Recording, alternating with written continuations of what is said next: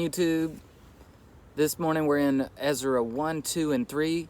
We'll see the exiles return, start to rebuild the temple. Ezra 1 picks up where 2nd Chronicles left off. We see King Cyrus of Persia, the world's most powerful man on the planet now.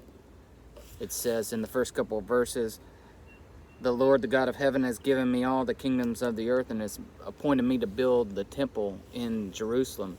So he releases all the exiles after 70 years or so in exile in Babylon, and they are returning to Jerusalem. It says, God stirred in the hearts of the priests, the Levites, and the leaders to return to Jerusalem and build the temple.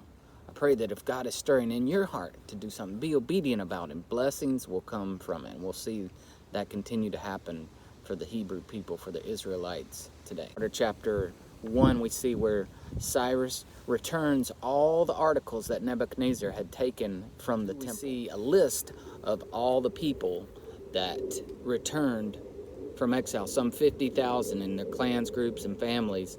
The Medo-Persian people, the neighbors there, were told by Cyrus to give their gold and their silver and livestock and to supply the resources for their journey back. We see that they build it on the old site, which is important. You can still go to Israel today, into Jerusalem, and see ancient things from the Bible, and it just makes the Word of God come to life. And he reads, "So the priests, the Levites, the singers and gatekeepers, the temple servants, and some of the common people settled in the villages of Jerusalem, and the rest of the people returned to their own towns throughout Israel."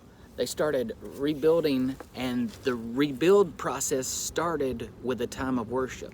The first thing that was rebuilt was not a palace, was not their homes or anything like that. It was the altar. The altar was rebuilt. Festivals were restored. Celebrations were restored, in verse 5, as prescribed by the Lord. They hired workers from Tyre and Sidon. Levites, 20 years and older, were called to rebuild the temple. The foundation was laid. The priests put on their robes. Chris Tomlin's Asaph's great ancestors got together and they said, "Give thanks to the Lord, for he is good. His love endures forever."